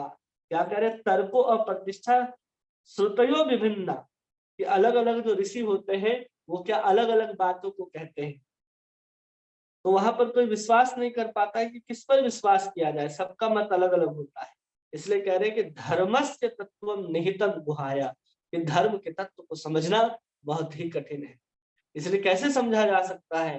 तो आखिरी में कहते हैं महाजनो ये न गतः स पंथा। जिस मार्ग पर महाजन चल करके भगवान को प्राप्त किए हैं वही एक मार्ग है और उसके अलावा कोई मार्ग है ही नहीं। अब इस चीज को यहाँ पर प्रमाणित कर देते हैं कि आर्ष प्रमाण को भी हम भगवान के परत तत्व को समझने के लिए हम स्वीकार नहीं कर सकते हैं। अब वहाँ कणाद मुनि अलग कहते हैं, जैमिनी अलग कहते हैं, चारवाक अलग कहते हैं और फिर बाद के आने वाले ऋषि मुनिगण अलग कहते हैं। एक ही तत्व के बारे में सबकी अलग अलग विवेचनाएं हैं। तो हम उसको पढ़ करके क्या हो जाएंगे? श्रुतयो विभिन्ना नासा विषय मतम न भिन्नम, सबका मत अलग अलग हो जाता है, इसलिए उसको भी प्रमाण के रूप में स्वीकार नहीं कर सकते हैं। चौथे प्रमाण के रूप में बताते हैं उपमान प्रमाण। उपमान प्रमाण, इसका मतलब क्या होता है? तो एक वस्तु को देख करके, तो एक वस्तु है उसको देख करके हम लोग उसके समान मिलती जुलती हुई वस्तु का हम लोग क्या करते हैं? ज्ञान कर लेते हैं कि ये वस्तु ऐसे दिखती है तो वो भी वस्तु ऐसे ही दिखती होगी। उपमान प्रमाण कहते हैं कि एक वस्तु को देखा, दूसरी वस्तु को हम लोग ज्ञान करने का प्रयास करते हैं। जैसे कि सामने अगर फिटकरी ला करके रख दी जाए और फिर उससे कहा जाए कि ऐसे ही मिश्री होती, तो ये क्या हो गया? उपमान प्रमाण कि मिश्री के जैसा ही क्या दिखाई देता है? फिटकरी भी दिखाई देता है, लेकिन ये प्रमाण के रूप में स्वीकार नहीं किया जा सकता क्योंकि मिश्री का जो गुण धर्म है वो बिल्कुल अलग है और जो फिटकरी का जो गुण धर्म है वो बिल्कुल अलग है। एक मिश्री खा करके देखे तो उसका स्वाद कैसा आएगा और एक फिटकरी मुंह में डालने गलती से तो उसका मुंह कैसा होता है। इसलिए उपमान प्रमाण को भी हम लोग स्वीकार नहीं कर सकते कि हाँ ये प्रमाणित है, इसके द्वारा हम परम तत्व को समझ सकते हैं। जैसे कभी कभी कहते हैं ना कि भगवान जैसा, जैसे कभी कभी हम किसी के चेहरे को भी तुलना करते हैं चंद्र के साथ, किसी की आंख को हम लोग झील के साथ तुलना करते हैं, किसी के बाल को हम लोग बादल के साथ तुलना करते हैं। तो क्या बाल ही बादल है? ऐसा तो नहीं है, दोनों का गुण अलग अलग है। उसको उपमान प्रमाण कहते हैं, जिसमें हम लोग अंदाज लगाते हैं एक वस्तु को देख करके दूसरे वस्तु का, इसको उपमान प्रमाण कहते हैं। पांचवा प्रमाण है अर्थापत्ति। अर्थापत्ति प्रमाण किसे कहते हैं? जो वस्तु अत्यंत प्रसिद्ध हो गया। कभी कभी होता है ना कि हमारे समाज में बहुत सारे ऐसे लोक कथा होते हैं जो बहुत प्रचलित होते हैं, जिसको आप अस्वीकार नहीं कर सकते, लेकिन उसको मानने के लिए आपको कोई विशेष कारण नहीं मिलता है। बहुत सारे ऐसे आपके समाज में भी बहुत सारे ऐसे लोक कथाएं, लोक कहानियां प्रचलित होंगी जिसको आपको स्वीकार करना पड़ता है, लेकिन उसको नकारने के लिए कोई विशेष कारण नहीं मिलता, या फिर उसको स्वीकार करने के लिए भी कोई विशेष आपको तर्क वितर्क कर नहीं सकते। आपको उसको ऐसे ही स्वीकार करने लगा पड़ता है किसी कल्पना के साथ कि हाँ इसका कोई कारण नहीं दिखाई देता है, लेकिन उसकी कारण की कल्पना कर ली जाती है। कारण तो नहीं दिखाई दिया। जो समाज में बहुत प्रसिद्ध कहानियां हैं, लोक कथाएं जो चल रही हैं कि हाँ इस बंगले में पहले भूत रहता था, इस पेड़ के नीचे से मत गुजरो, ये यहाँ से गुजरने हुए व्यक्ति को ये पेड़ के ऊपर रहने वाले भूत खींच लिया करते थे। ऐसा हम लोग बहुत सारे वस्तु को सुनते हैं ना। तो ये सब क्या है? उसको हम लोग नकारने के लिए हम लोग ऐसा कुछ सोच भी नहीं सकते कि क्या रहा होगा। उसको मानने के लिए हम लोग कुछ एक नई चीज की कल्पना कर लेते हैं, उसको कहते हैं अर्थापत्ति प्रमाण। उदाहरण के स्वरूप में जैसे कोई कहे कि हम दिन में भोजन नहीं करते हैं, जैसे कि हम लोग कहते हैं ना कि दिन में व्यक्ति जो है वो भोजन नहीं करता है। अगर वो कह रहा है कि दिन में भोजन नहीं करता तो रात में तो जरूर करता होगा, क्योंकि अर्थापत्ति प्रमाण है कि अगर वो कह रहा है कि वो दिन में भोजन नहीं करता, फिर वो हिष्ट पुष्ट दिखाई दे रहा है, बलशाली दिखाई दे रहा है, तो जरूर भोजन करता होगा। वो कह रहा है कि वो दिन में भोजन नहीं करता तो कब करता होगा? तो हम लोग स्वयं से कल्पना कर सकते हैं कि वो रात को भोजन करता होगा, या किसी देवता ने उसको विशेष प्रकार की औषधि दी होगी जिससे उसका शरीर बलवान रहता है, उसको खाने की जरूरत नहीं पड़ती।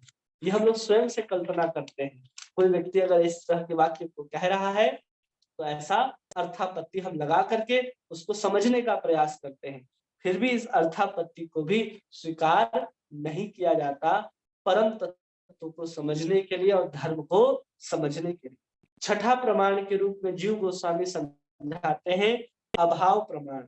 अभाव प्रमाण मतलब जब कोई वस्तु हमारे नेत्र के द्वारा या कान आदि के द्वारा या अपने जो ज्ञान इंद्रिय है उसके निकट न रहने के कारण या फिर हमें दिखाई नहीं देता, तो हम लोग समझते हैं कि वो वस्तु है ही नहीं।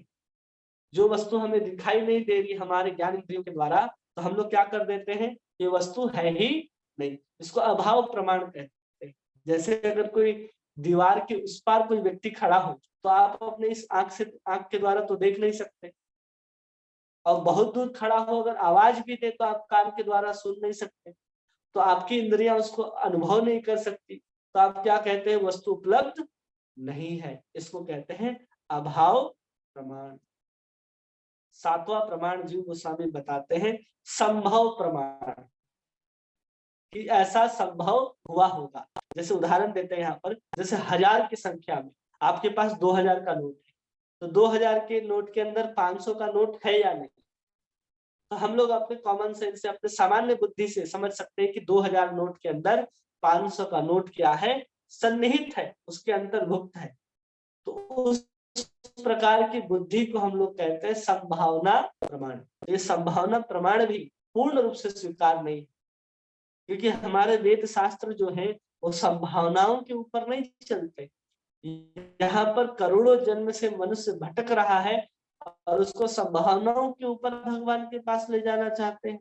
उसको आप संसार से संभावनाओं के आधार निकालना चाहते हैं, ये कभी भी संभव नहीं है। उसे ठोस प्रमाण की आवश्यकता होती है, और हमारे जो शास्त्र हैं वो ठोस प्रमाण देते हैं। वो जब कहते हैं कि सूर्य से धरती की दूरी 15 करोड़ किलोमीटर है, तो वहां लगभग नहीं लगाना पड़ता। हमारे शास्त्र में कहीं भी अप्रोक्स नहीं लिखा गया, सब जगह एक्यूरेट लिखा गया है। चाहे सूर्य से चांद की दूरी हो, चाहे कहीं से भी कुछ भी बताना हो, सबकी एक्यूरेट तिथि, एक्यूरेट टाइम, एक्यूरेट दूरी, सब कुछ मेजरमेंट के हिसाब से दी गई है। यहाँ संभावनाओं की कोई जगह नहीं है। तो संभव प्रमाण किसे कहते हैं, जैसे 1000 की संख्या में 100-200 अंतर्भुक्त रहते हैं और अपने बुद्धि से हम उसको समझ सकते हैं, उसको संभावना प्रमाण कहते हैं। आठवां प्रमाण को ऐतिह्य प्रमाण कहते हैं। ऐतिह्य प्रमाण मतलब वैसे प्रमाण होते हैं जिसका इतिहास में कुछ उल्लेख मिलता है, या कभी किसी ने कुछ कहा हो। इतिहास में क्या लिखा होता है, कुछ घटना घटी होती है और कभी किसी ने कुछ कहा होता है। इसका कुछ पता नहीं चलता कि किसने कहा और क्या कहा है, लेकिन एक दूसरे से सुनते रहते हैं उस बात, और बहुत समय से जन समाज में वो बात फैली होती है कि इतिहास में ऐसा हुआ था, ऐसे राजा आए थे, ऐसा शासन चलता था, ऐसे महल, ऐसे किला होते थे। तो किसी के द्वारा कहा जा रहा है और किसी के द्वारा सुना जा रहा है, और जन सामान्य में वैसी कहानियां प्रचलित हो गई है। तो उसको हम लोग क्या कहते हैं, ऐतिह्य प्रमाण कहते हैं, जिसको ऐतिहासिक प्रमाण भी कहा जा सकता है। तो क्या इन प्रमाणों को भी हम लोग स्वीकार कर सकते हैं? इन प्रमाणों के माध्यम से हम समझ जाएंगे कि हाँ, यही जो है प्रमाण है और इसी के माध्यम से हमें कृष्ण की प्राप्ति करनी है? नहीं हो सकता। इस ऐतिह्य प्रमाण को भी स्वीकार नहीं करते हमारे यहाँ, क्योंकि कोई क्या कह रहा है, कैसे कह रहा है, किस कॉन्टेक्स्ट में कह रहा है, सब कुछ निर्भर करता है। तो क्या सही है, क्या गलत है, ये उस प्रमाण से भी प्रमाणिक नहीं होता है। इसलिए किसी भी व्यक्ति को अगर हम प्रमाणित कर रहे हैं शास्त्र के द्वारा, तो हमें अपनी बुद्धि लगानी परम आवश्यक है कि ये भी प्रमाण स्वीकार नहीं किए जाएंगे। नवा प्रमाण है चेष्टा प्रमाण। नवा प्रमाण की बात करते हैं जीव गोस्वामी और कहते हैं चेष्टा प्रमाण। चेष्टा प्रमाण मतलब कि अपने अंगुली इत्यादि से कोई अंगुली ऐसे अंगुली उठाए, तो इसका क्या मतलब है, एक। ये 2 अंगुली दिखाए तो इसका क्या मतलब है, 2। तो इसको क्या बोलते हैं, एक सांकेतिक प्रमाण होता है, जिसको संख्या का निर्धारित करता है या द्रव्य की ओर निर्देशित करता है। आपके घर में कोई वस्तु किसी को लानी हो, छोटे बच्चे को आप किसी को बताते, देखो हमारा मोबाइल लेकर के आओ, वो पूछता है कहाँ है, तो आप किसके द्वारा इशारा करते हैं, उंगली के द्वारा, देखो उस स्थान पर रखा है, तब जाकर के उसको लेकर के आता है। तो इसको कहते हैं चेष्टा प्रमाण। इस दोनों प्रमाण को, या तो ऐतिहासिक प्रमाण हो या तो चेष्टा प्रमाण हो। उंगली से तो आप भगवान को बता नहीं सकते, केवल एक ही आप बता सकते हैं कि भगवान एक है। ब्रह्म एको द्वितीयो नास्ति, ये आप चेष्टा प्रमाण के द्वारा प्रमाणित कर सकते हैं। लेकिन केवल इशारों से बता सकते हैं, उसके लिए भी आपको शास्त्र का उदाहरण, शास्त्र के श्लोकों को ही कोट करना पड़ेगा कि ब्रह्म एको द्वितीयो नास्ति, ब्रह्म एक है दूसरा नहीं है। इसे चेष्टा प्रमाण कहते हैं, जिसे उंगली के द्वारा या तो संख्या या तो द्रव्य की ओर निर्देशित करके हम उसको ज्ञात करते हैं, इसको चेष्टा प्रमाण कहते हैं। ये भी ब्रह्म के लिए, ब्रह्म तत्व को समझने के लिए, परम तत्व को समझने के लिए प्रामाणिक रूप से स्वीकार नहीं किया जाता है। आखिरी और 10वां प्रमाण जो है जीव गोस्वामी बताते हैं, वो है शब्द प्रमाण। और शब्द प्रमाण ही चैतन्य महाप्रभु कह रहे हैं कि हमारे लिए मान्य होगा। प्रमाणेर मध्य श्रुति प्रमाण प्रधान, श्रुति जे मुख्यार्थ कहे से प्रमाण। वो श्रुति ही प्रमाण है। और श्रुति में भी क्या प्रमाण है? श्रुति का जो मुख्य अर्थ लेगा। श्रुति के तो कई अर्थ निकाल सकते हैं। संस्कृत के विज्ञानी जो है वो एक ही संस्कृत के श्लोकों के कई अर्थ कर सकते हैं, तो उस अर्थ की भी बात नहीं कही जा रही है। यहाँ स्पष्ट कहा जा रहा है श्रुति जे मुख्यार्थ अर्थ कहे सही प्रमाण। उस श्रुति का, उस श्लोक का, उस मंत्र का जो मुख्य अर्थ निकलेगा उसी को प्रमाण के रूप में स्वीकार किया जाएगा, अन्य किसी को स्वीकार नहीं किया जाएगा। तो यह शब्द प्रमाण के रूप में कहते हैं कि अपौरुषेय शास्त्र वचन ही शब्द प्रमाण है।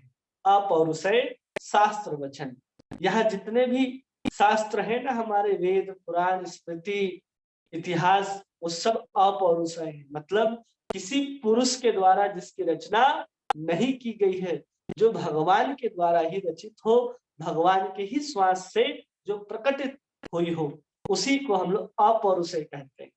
जो पौरुषेय किसको कहते हैं? जो हम और आप जैसे जो साधारण मनुष्य जिसकी रचना करते हैं उसको पौरुषेय शास्त्र कहते हैं। लेकिन अपौरुषेय शास्त्र क्या है? जो भगवान के द्वारा ही, भगवान के श्वासों के द्वारा ही जो उद्भूत होता है उसको अपौरुषेय कहा जाता है। उसी को हम लोग यहाँ पर शब्द प्रमाण कहते हैं, जिसको आप्तवचन भी कहा जाता है। जो किसी व्यक्ति के द्वारा नहीं लिखी होती, मौलिक रचना किसी पुरुष के द्वारा, किसी व्यक्ति के द्वारा जो मौलिक रचना होती है ना, या उसके द्वारा जो लिखी जाती है, उसको पौरुषेय शास्त्र कहते हैं। किंतु किसी विशेष व्यक्ति द्वारा लिखा हुआ नहीं है, भगवान के द्वारा प्रकट है, इसलिए इसको अपौरुषेय शास्त्र कहते हैं। जब भगवान के द्वारा लिखित है कोई वस्तु, भगवान के द्वारा ही उद्भूत है, तो हमें ये बात याद रखना चाहिए कि भगवान में किसी प्रकार का कोई दोष नहीं होता है। जब भगवान में किसी प्रकार का कोई दोष नहीं होता है, तो भगवान के द्वारा जो उद्भूत होगा जो शास्त्र, उसमें भी किसी प्रकार का दोष नहीं होगा। भगवान में प्रमाद नहीं है, भगवान में भ्रम नहीं है, भगवान में विप्रलिप्सा नहीं है, भगवान में करना पाटव नहीं है। ऐसा नहीं है कि भगवान भ्रमित हो जाते हैं, भगवान हमें धोखा देना चाहते हैं, भगवान की इंद्रियां पूर्ण है, ऐसा कोई दोष भगवान के अंदर देखने को नहीं मिलता है। प्रभुपाद ईशोपनिषद में एक उदाहरण देकर के हम लोगों को समझाते हैं कि जैसे शंख है, वो शंख क्या है? वास्तव में हड्डी का टुकड़ा है, लेकिन फिर भी हम उसको क्या करते हैं? भगवान के लिए, पूजा के लिए उपयोग करते हैं। क्यों? क्योंकि वो शास्त्र वचन है।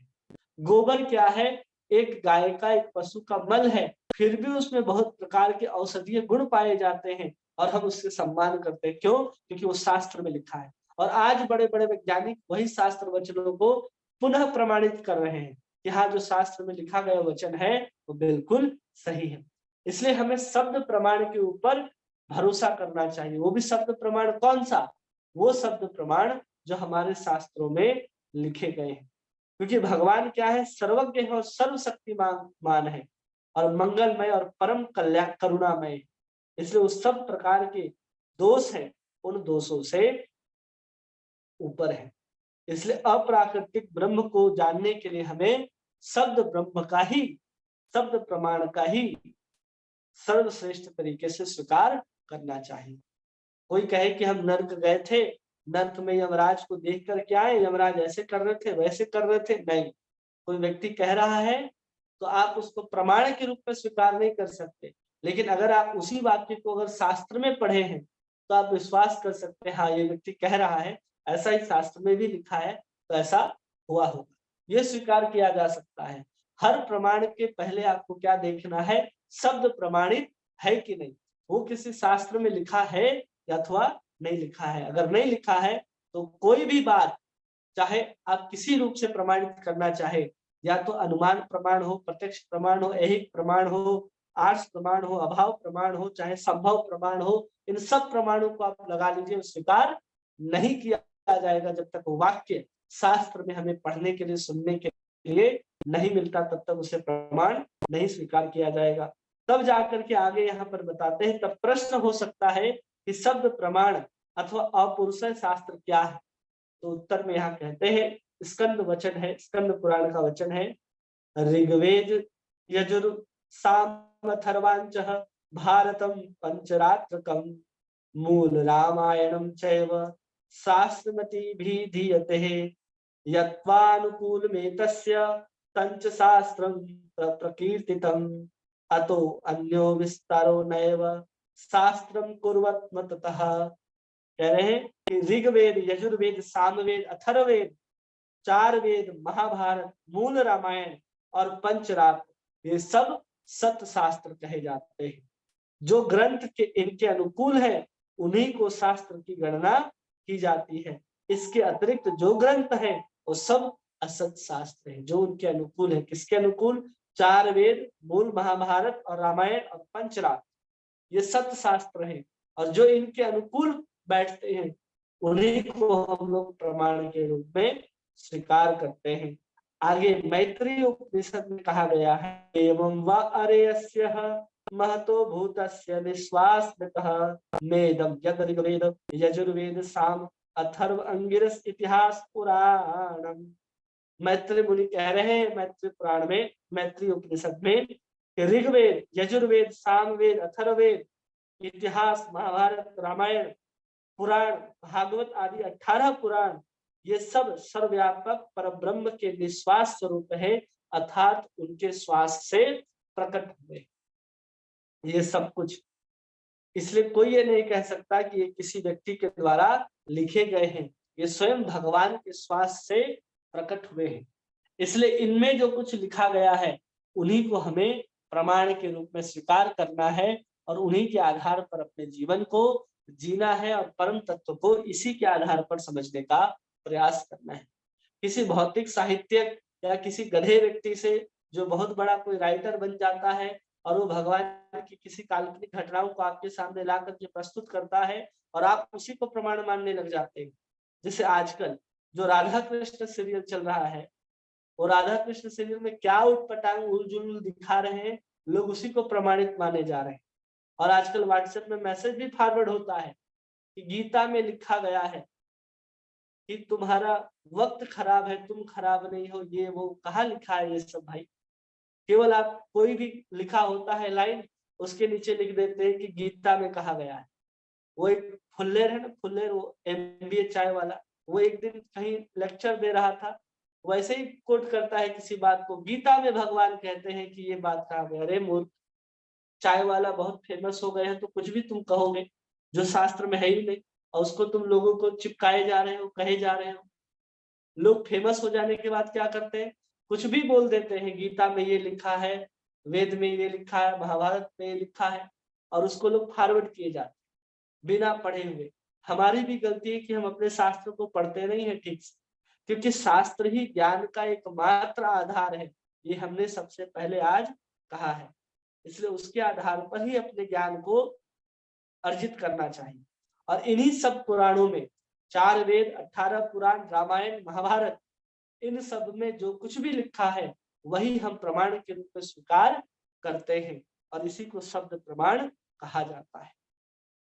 अब आगे समझाते हुए कहते हैं, लेकिन आज के समय में, आज के युग में क्या हो रहा है, बौद्धवादी, निर्विशेषवादी, भौतिकतावादी और अनेक प्रकार के परमार्थ रहित मत क्या कर रहे हैं, प्रचारित किए जा रहे हैं। और उनके पास किसी प्रकार का शब्द प्रमाण नहीं है, बल्कि वो शब्द प्रमाण की अवहेलना करते हैं। वेद, पुराण, इतिहास सबका अवहेलना करते हैं कि सब माइथोलॉजी है, सब काल्पनिक है। इन गधों को क्या पता कि जो तुम हल्ला कर रहे हो वही केवल काल्पनिक है, क्योंकि संसार तो क्या है, आज है कल नहीं होगा। लेकिन ये शास्त्र के प्रमाण संसार के रहने के पूर्व भी थे और संसार मिटने के बाद भी यही प्रमाण रहेगा और यही सिद्धांत रहेगा। सब कुछ वैसे ही घटना घटेंगी हर बार जो हमारे पुराणों में लिख दिया गया है।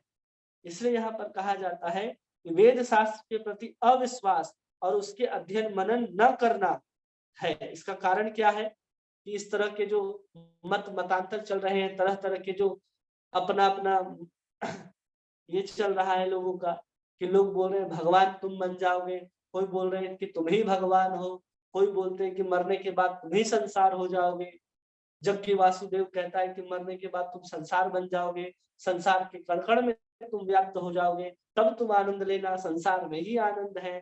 क्यों? क्योंकि लोग शास्त्र को पढ़ ही नहीं रहे, शास्त्र को मनन ही नहीं कर रहे। शास्त्र में लिखे गए जो शास्त्र के वाक्य हैं, उस वाक्य के सही अर्थ को लोग नहीं स्वीकार कर रहे। उसका जो मुख्य अर्थ है उसको नहीं स्वीकार कर रहे। उसके जो अत्यंतर अर्थ है जो अन्य लोग निकालते रहते हैं अपने लिए, अपने स्वार्थ के लिए, लोग उसको स्वीकार करते रहते। इसलिए अपने शास्त्र को यहाँ पढ़ने की बात कही जा रही है, क्योंकि वेद जो है स्वतः प्रमाण है। वेद को प्रमाणित करने की आवश्यकता नहीं है, वेद को लेबोरेटरी में ले जाकर के प्रयोग करने की आवश्यकता नहीं है। वेद स्वतः प्रमाणित है, उसको प्रमाणित करने के लिए किसी अन्य वेद शास्त्र पुराण आदि या किसी प्रयोग की भी आवश्यकता नहीं है। इसलिए आजकल वेदों का अनादर हो रहा है और अनादर होने के कारण ही संसार में भगवान के प्रति बहिर्मुखता जो है वो बढ़ती जा रही है, नास्तिकवाद बढ़ता जा रहा है, लोग एक दूसरे के मत मतांतर में प्रचलित हो रहे हैं और जिससे जगत का क्या हो रहा है, अकल्याण हो रहा है। जिससे कल्याण ही संभव नहीं है अगर हम वेद के मार्ग को छोड़ देंगे, अपने पुराण आदि के वाक्यों को छोड़ देंगे और कहेंगे ये काल्पनिक है और अपना ही कोई मत चला लेंगे, तो आपके अंदर तो 4 दोष है ही। और उसमें सबसे चौथा वाला दोष कि हमारे अंदर दूसरों को धोखा देने की प्रवृत्ति पाई जाती है स्वभाव से, और हम वही कर रहे हैं। अपने स्वार्थ के लिए हम लोगों को धर्म की ओर जोड़ने की बात कर रहे हैं, अध्यात्म की ओर जोड़ने की बात कर रहे हैं, बल्कि हम किसी को धर्म अध्यात्म की ओर नहीं जोड़ रहे, बल्कि उनको शास्त्र से दूर करके नरक भेजने की तैयारी कर रहे हैं। हम उन लोगों को क्या कर रहे हैं, नरक भेजने की तैयारी कर रहे हैं। एक उदाहरण दिया जाता है यहाँ पर, जिसमें जीव गोस्वामी बुद्ध देव का उदाहरण देते हैं। जो भगवान बुद्ध हैं, उनके वचन जो है, उनके उपदेश है, क्या वो प्रमाणित हो सकते हैं, प्रमाण हो सकते हैं? जो भगवान बुद्ध ने कहा है, क्या वो प्रमाण है? जैसे आजकल हम लोग कोट करते हैं ना कि गौतम बुद्ध का वाक्य है, ऐसा गौतम बुद्ध ने कहा है, तो क्या हो सकता है? क्या उसको हम प्रमाण के रूप में स्वीकार कर सकते हैं, हाँ या नहीं? तो यहाँ पर कहते हैं जीव गोस्वामी, न च बुद्धस्यापि ईश्वरत्वे सति तद्वाक्यम न च प्रमाणम सत्यसी वाच्यम येन शास्त्रेण तस्य ईश्वरम तथ्य मन्यामहे तनैव तस्य। कह रहे हैं कि तात्पर्य है कि बुद्ध देव ईश्वर हैं, फिर भी उनके वचन या उपदेश को प्रमाणिक रूप से स्वीकार नहीं किया जा सकता। उनके वचन को हम लोग क्या नहीं कर सकते हैं, प्रामाणिक रूप से स्वीकार नहीं कर सकते। क्यों नहीं कर सकते? वो ईश्वर हैं, भगवान के अवतार हैं, फिर भी उनके वाक्य को हम लोग प्रमाण के रूप में ग्रहण नहीं कर सकते। क्यों? क्योंकि शास्त्र में बुद्ध देव को ईश्वर तो कहा गया है, लेकिन उसी शास्त्र में ये भी बताया गया है कि दैत्यों को मोहित करने के लिए उन्होंने निर्विशेषवर या फिर बिना ईश्वर के शास्त्रों को लिखा। जो उन्होंने उपदेश दिया है वो केवल दैत्यों को मोहित करने के लिए है। जहां पर वेद के नाम पर, पुराण के नाम पर मनमाने तरीके से पशुओं की हिंसा किए जा रहे थे, उन लोगों को अपनी ओर आकर्षित करने के लिए, मोहित करने के लिए उन्होंने निरीश्वर शास्त्रों की रचना की। उन्होंने जो उपदेश दिया उसमें भगवान का कोई स्थान नहीं है, वो कहीं भी भगवान का नाम नहीं लेते। जब भगवान बुद्ध अपने वचनों को कहते थे, प्रवचन करते थे भगवान बुद्ध, तो इसलिए उनके वाक्यों को कभी भी प्रमाण के रूप में स्वीकार नहीं किया जा सकता कि भगवान बुद्ध ने ऐसा कहा है, कभी भी नहीं स्वीकार किया जा सकता। इसलिए जितने भी वैष्णव मत को मानने वाले लोग हैं, उन्होंने कभी भी गौतम बुद्ध को प्रमाण के रूप में स्वीकार नहीं किया कि हाँ गौतम बुद्ध, भगवान बुद्ध ने, गौतम बुद्ध अलग है और भगवान बुद्ध अलग है, तो भगवान बुद्ध की बातों को स्वीकार किया। क्यों? क्योंकि जिस पुराण में जहां पर लिखा गया है कि भगवान बुद्ध जो है वो भगवान के ही अवतार है, वहीं पर कहा गया है कि आप उनके वाक्यों को नहीं स्वीकार कर सकते प्रमाण के रूप में। इसलिए यहाँ पर चक्रवर्ती ठाकुर ने ग्रंथ के प्रारंभ में ही शब्द प्रमाण के रूप में सब कुछ लिखना आरंभ किया और उन्होंने सबसे पहला वाक्य लिखा तैत्तरीय उपनिषद से। क्या लिखते हैं कि ब्रह्म पुक्षम प्रतिष्ठा, कि जितना भी संसार में वस्तु दिखाई दे रहा है, अन्न आदि सब कुछ, उस सब का एक मूल आश्रय क्या है? उन सब का मूल आश्रय वो ब्रह्म ही है, ऐसा वो बताते हैं सबसे पहले।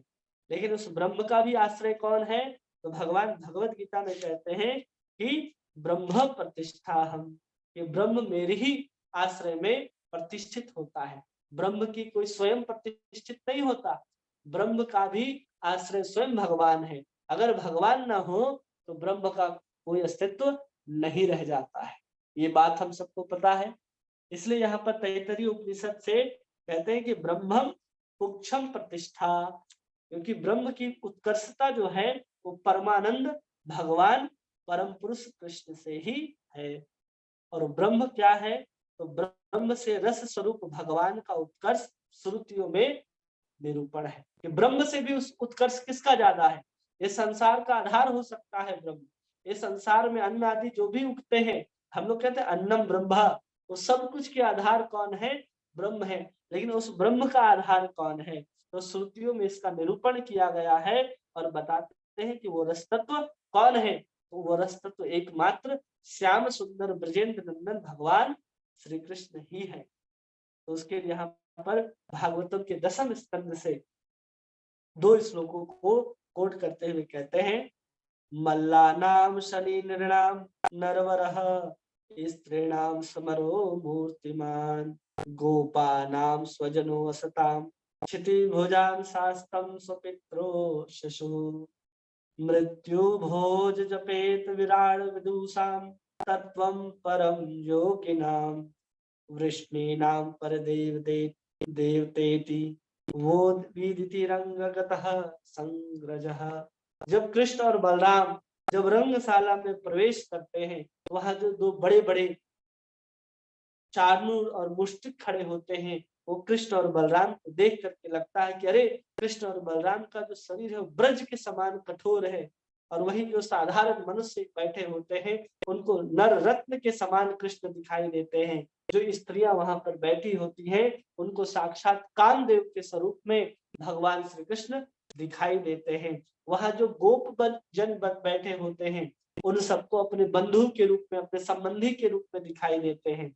जो वहां राजा आदि बैठे होते हैं उन सबको कठोर दंड देने वाले ही एक राजा के रूप में, एक शासक के रूप में दिखाई देते हैं। उनके माता पिता को जो अपने बच्चे के रूप में कृष्ण को देख रहे हैं, उस शिशु के रूप में दिखाई देते हैं। कंस को साक्षात मृत्यु के रूप में दिखाई देते हैं, अज्ञानियों को साधारण बालक दिखाई देते हैं, योगियों को परम तत्व दिखाई देते हैं, और यादवों को परम देवता के रूप में दिखाई देते हैं। एक ही कृष्ण है और इतने सारे लोगों को अलग अलग स्वरूपों में दिखाई दे रहे हैं। कोई पुत्र के रूप में देख रहा है, तो कोई कामदेव के रूप में देख रहा है, सब अलग अलग रूपों में देख रहा है ना। जाकी रही भावना जैसी प्रभु मूरत देखिन तिन तैसी। तो जो जैसे ही वहां जिसकी जैसी भावना थी, वही कृष्ण को सब अलग अलग रूपों में आनंद ले रहा है। कोई पुत्र मान रहा है, कोई मृत्यु के रूप में देख रहा है। तो उसी प्रकार जो रस तत्व है, वो रस तत्व कौन है? भगवान श्री कृष्ण ही है। तो वहां पर जितने रसों की जो चर्चा आती है उसको एक बार में हम लोग पढ़ते हैं। सबसे पहले रौद्र रूप, एकदम बलशाली दिखाई दे रहे हैं, अब युद्ध करने के लिए तैयार है चाणूर और मुष्टिक से। तो रूप कौन सा हो गया? रुद्र रूप। फिर हो गया अद्भुत, फिर कामदेव के रूप में दिखाई दे रहे तो श्रृंगार हो गया। अपने गोपजन को अपने बंधु के रूप में दिखाई दे रहे तो साक्ष्य हो गया, हास्य हो गया, वीर हो गया। वहां बैठे माता पिता को अपने शिशु के रूप में दिखाई दे रहे कृष्ण, तो वात्सल्य रस हो गया। करुण के रस में कोई देख रहा है, कोई मृत्यु के रूप में भयानक रस का अनुभव कर रहा है, कोई विभत्स रूप में देख रहा है, कोई सामान्य मनुष्य के रूप में देख रहा है, शांत रस में देख रहा है, और कोई दास्य रस में भगवान को अनुभव कर रहा है। तो सब अलग अलग रस में अनुभव कर रहे हैं किसको? एक ही कृष्ण। तो यहाँ पर वही कहा जा रहा है कि भगवान कृष्ण उस ब्रह्म के आश्रय हैं और वही भगवान कृष्ण सभी रसों के क्या है, आधार है। इसलिए उनको शास्त्रों में रसो वैसह कह करके संबोधित किया गया है कि वही क्या है, रस के एकमात्र समूह है, उनके अलावा कोई रस है ही नहीं। संसार में जो भी रस उद्भूत होता है वो सब कृष्ण से ही उद्भूत होता है। इसलिए यहाँ पर रस की भी प्रतिष्ठा करने वाले कृष्ण हैं और ब्रह्म की भी प्रतिष्ठा करने वाले श्री कृष्ण ही हैं। इसलिए जो ब्रह्म है वो भगवान कृष्ण के पद नख से निकलने वाली ज्योति ही ब्रह्म के रूप में हमें दिखाई देती है और दूसरा कुछ है ही नहीं। भगवान के पद नख की ज्योति ही वो ब्रह्म के रूप में है। और भगवान कृष्ण जो है वो भक्तों के विनोद करने के लिए, भक्तों को आनंद देने के लिए बार बार जगत में अवतार ग्रहण करते हैं। भक्ता नाम विनोदाय, केवल और केवल भक्तों के आनंद के लिए ही भगवान कृष्ण धरा में आते हैं। भगवान को असुरों से मार करके, असुरों को मारने से पीटने से कोई लेना देना नहीं है। भगवान कृष्ण एक भी असुरों को नहीं मार। भगवान कृष्ण के अंदर जो भगवान विष्णु का तत्व होता है, भगवान विष्णु उनके अंदर जो समाहित होते हैं, वही असुरों को मारने का काम करते हैं। भगवान कृष्ण कभी किसी असुर को मारते ही नहीं है। वो मारने पीटने का काम केवल एकमात्र भगवान विष्णु का है। भगवान कृष्ण मारने पीटने के लिए अवतार ग्रहण नहीं करते। भगवान विष्णु तो केवल आनंद ग्रहण करने के लिए, भक्ता नाम विनोदाय, भक्तों के साथ आनंद करते हैं, विनोद करते हैं। मारपीट का काम जो भगवान विष्णु, भगवान कृष्ण के अंदर ही जो सब अवतार होते हैं वो सब भगवान कृष्ण से ही आते हैं। तो सब अवतार भगवान कृष्ण के अंदर है। तो मारने पीटने का जो भी काम है, असुरों का उद्धार करने का काम, वो सब कौन करते हैं? भगवान विष्णु ही करते हैं। भगवान कृष्ण को मारते नहीं है। वो अखिल रसामृत मूर्ति है, उनको असुरों से मारने से कोई लेना देना नहीं है, कोई संबंध ही नहीं है। ये बात हमें याद रखनी चाहिए। इसलिए भगवान ने परित्राणाय साधूनां विनाशाय च दुष्कृतां धर्म संस्थापनार्थाय संभवामि युगे युगे। ये बहुत महत्वपूर्ण काम नहीं है, लेकिन एक ही काम है, परित्राणाय साधूनाम। ये सबसे महत्वपूर्ण काम करते भगवान। परित्राणाय साधु नाम वो भगवान कृष्ण का काम नहीं है। वो भगवान कृष्ण के अंदर जो विष्णु तत्व है वो मारने पीटने का काम करते हैं। बाकी सब भगवान कृष्ण केवल आनंद ही आनंद लेते हैं। ब्रज के अंदर आते हैं, आनंद लेते हैं। अघासुर को, बकासुर को, धेनुकासुर को, अरिष्टासुर को, प्रलंबासुर, किसी को कृष्ण ने नहीं मारा। केवल और केवल लीलाएं की है, आनंद लिया है भगवान ने। और जबकि मार कौन रहा था? भगवान विष्णु मार रहे होते हैं। इसलिए उनको रसराज कहा जाता है कि समस्त रस के जो रसराज हैं, अखिल रस स्वरूप है, वो भगवान कृष्ण ही है। रसों के मूर्तिमान रस स्वरूप है, श्रृंगार रस के राजा है। क्योंकि सुखदेव गोस्वामी भी कहते हैं कि श्रृंगार रस सार सर्वस्वम। जो श्रृंगार रस के सार है वो सर्वस्व कौन है? भगवान श्री कृष्ण ही है। इसलिए प्रेम के देवता के रूप में भी हम कृष्ण को जानते हैं। और श्रृंगार रस में ब्रजेंद्र नंदन श्याम सुंदर राधा कांत ही एकमात्र क्या है? रस के स्वरूप है। इसलिए जयदेव गोस्वामी गीत गोविंद में लिखते हैं कि सखी श्याम सुंदर मूर्तिमान श्रृंगार है। इस सखी श्याम सुंदर मूर्तिमान श्रृंगार है। इसलिए श्रृंगार रस का जो वर्ण होता है ना, वो श्याम होता है। सब रस के आगार होने के कारण अब भगवान कृष्ण की जो अंग कांति है वो श्याम वर्ण का क्यों है? क्योंकि सभी रसों के आगार वही हैं। सब रसों के आगार होने के कारण उनका जो वर्ण है उसमें इतनी लावण्यता आ जाती है। उस लावण्यता के कारण भगवान कृष्ण की जो वर्ण है, वो रंग जो है, वो हमें श्याम वर्ण का दिखाई देने लग जाता है। वो भगवान सब रसों के आगार होने के कारण उसमें लावण्यता भर जाती है। उस लावण्यता की अधिक मात्रा होने के कारण भगवान की जो अंग कांति है, जो वर्ण है, वो हमें दिखाई देने लगता है, श्याम वर्ण का दिखाई देने लगता है। इसलिए उस श्रृंगार रस वर्ण का वर्ण क्या है? श्याम है। और कृष्ण उसके देवता है। और कृष्ण क्या है? उसके देवता है। और क्या कह रहे हैं भगवान कृष्ण यहाँ पर? कि भगवान श्री कृष्ण यदुकुल में और भगवान श्री राम रघुकुल में स्वेच्छा पूर्वक जैसे स्वयं अवतीर्ण होते हैं, उसी प्रकार अपने भक्तों के श्रवण में, नयन में, मन में, बुद्धि में, इंद्रियों की वृत्ति में भी भगवान अवतरित होते हैं। इसलिए भक्तजन भगवान को पहचान लेते हैं, किंतु अभक्त लोग भगवान को साधारण मनुष्य के रूप में जानते हैं। जैसे दुर्योधन, जरासंध, ये बार बार आक्रमण करते थे भगवान के ऊपर, ये साधारण समझते थे। जब ये असाधारण समझते थे भगवान को, इसलिए ये लोग भगवान के ऊपर बार बार आक्रमण करते थे। वास्तव में भगवान असाधारण नहीं है। भगवान केवल रघुकुल में या फिर केवल चंद्रवंश में या यदुकुल में अवतरित नहीं होते। यहाँ कह रहे हैं कि भगवान भक्तों के श्रवण में, कान में भी, आंख में भी, मन में भी और बुद्धि में भी प्रकट होते, यहाँ तक कि इंद्रियों में भी प्रकट होते हैं। उनकी कृपा से ही हम लोग भगवान को पहचान पाते हैं। लेकिन जो अभक्त होते हैं वो भगवान को कभी भी नहीं पहचान पाते हैं। तो आज हम लोगों ने क्या सीखा कि जो ब्रह्म है, उस ब्रह्म का भी जो आश्रय है वो कृष्ण है। वो किस प्रमाण के द्वारा? शब्द प्रमाण के द्वारा प्रमाणित किया गया कि ब्रह्म मोक्षम प्रतिष्ठम और ब्रह्म प्रतिष्ठा हम भगवान भगवद गीता में स्वयं कहते हैं। रसो वैसह, सभी रसों के सार कौन है? कृष्ण है। ये भी प्रमाणित हुआ।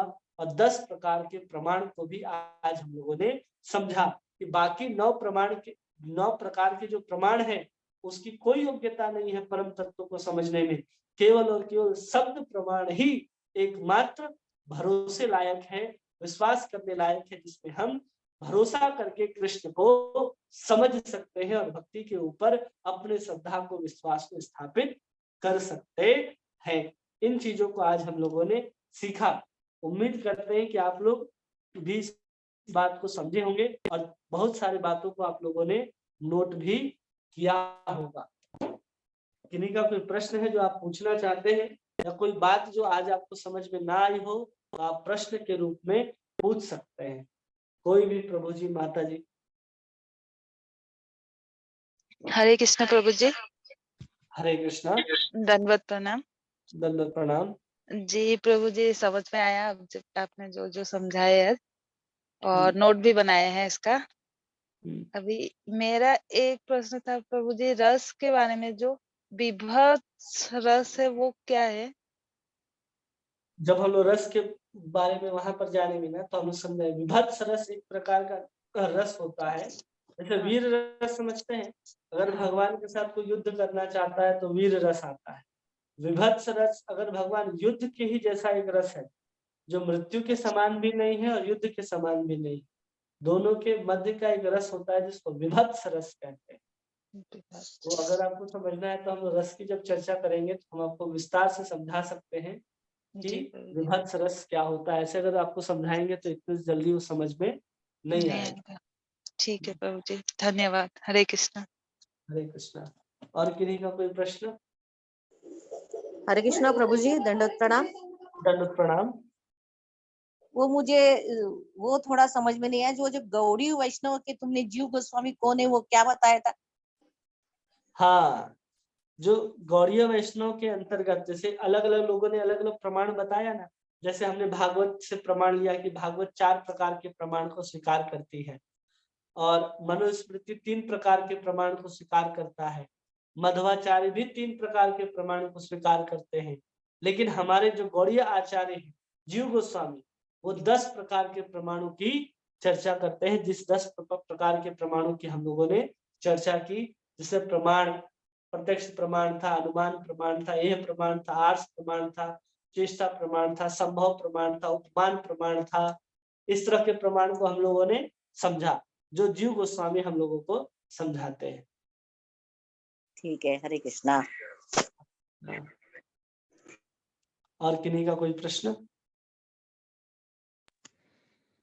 आज की बात तो समझ में आई ना सबको?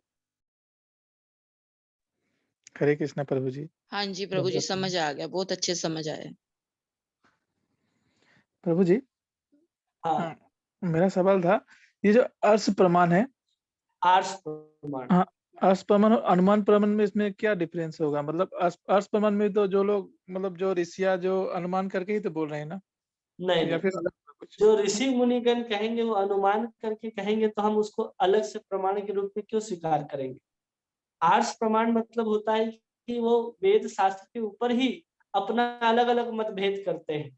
एक ही श्लोक जो वेद में ही लिखा है, लेकिन उसी वेद के ऊपर एक ऋषिगण कुछ और बोलते हैं, दूसरे ऋषिगण कुछ और बोलते हैं। तो वेद के ऊपर से ही प्रमाण है, लेकिन उसके मुख्यार्थ को नहीं लेते, इसलिए हर ऋषि का मत अलग अलग हो जाता है। और अनुमान प्रमाण तो हमने बताया वो तो कभी भी पूर्ण नहीं हो सकता। जैसे आग और धुएं का उदाहरण हमने दिया, तो बिल्कुल भिन्न है आर्ष प्रमाण और अनुमान प्रमाण में। हाँ प्रभु जी। और प्रभु जी ये जो पीयूष वर्षिणी वृत्ति इसका मतलब ये क्या है? मतलब अभी तो मिलेगा ना? पीयूष वर्षणी वृत्ति का मतलब है कि उसको जो टीका कर रहे हैं जो आचार्य, उन्होंने उस टीका का नाम दिया है पीयूष वर्षणी टीका। अच्छा, इसमें से हम किसी आचार्य का नाम जान सकेंगे क्या? कुछ ऐसा होता है क्या? नहीं नहीं, वो एक टीका होता है ना, हर टीका का नाम है। तो माधुर्य कादम्बनी के ऊपर जो टीका लिखी गई है उसको पीयूष वर्षणी टीका बोलते हैं। हाँ। जैसे हम लोग भक्ति वेदांत तात्पर्य पढ़ते हैं ना, वैसे ही पीयूष वर्षणी टीका है। अच्छा अच्छा। तो फिर मैंने पाया था अमृत प्रभा भाष्य ऐसे कुछ।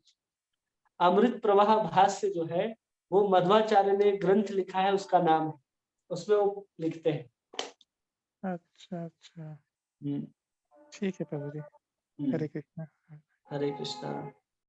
और किन्हीं का कोई प्रश्न?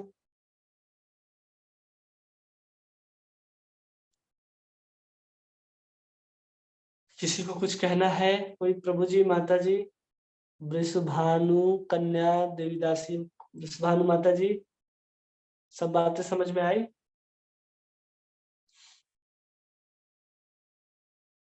आवाज जा रही है हमारी सबके पास?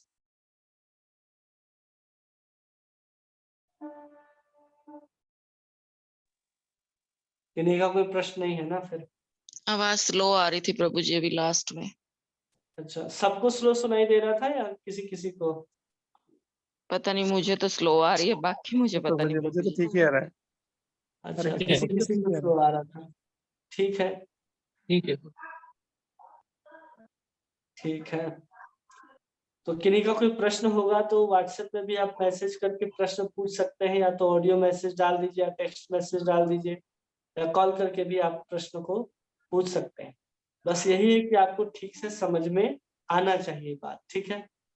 अगर नहीं आता है तो आप पूछिए उसी समय, बहुत अच्छा रहेगा। तो आज उम्मीद करते हैं सबको समझ में आया होगा, ठीक है। आ गया प्रभु जी, एक बार और सुन लेंगे, बाकी वैसे आ ही गया मोस्टली। हाँ, ठीक है। हरे कृष्णा कृष्ण कृष्ण कृष्ण कृष्ण हरे हरे हरे, हरे, हरे राम हरे राम राम राम राम। राम हरे हरे, हरे तो कृष्ण। कल और परसों हम लोगों की हरे क्लास में कृष्णा प्रभु जी, प्रणाम।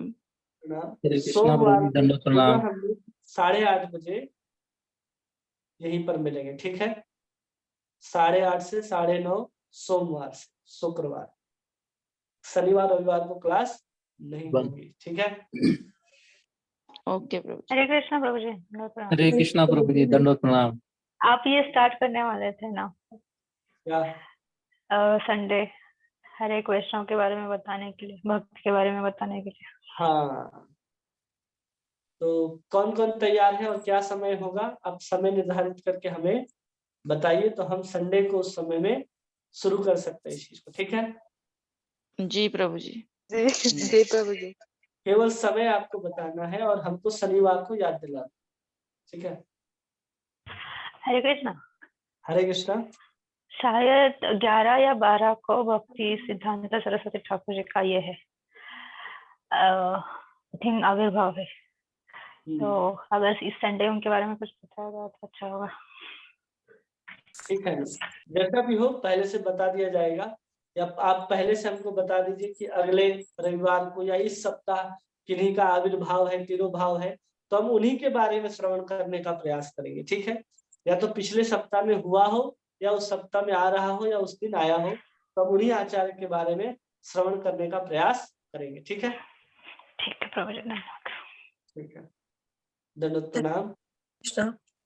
हरे कृष्णा। आप सभी भक्तों का बहुत बहुत धन्यवाद। हरे कृष्णा। दंडवत प्रणाम। हरे हरे कृष्ण प्रभु जी, दंडवत प्रणाम। दंडवत प्रणाम। हरे कृष्णा प्रभु जी, दंडवत प्रणाम। दंडवत प्रणाम।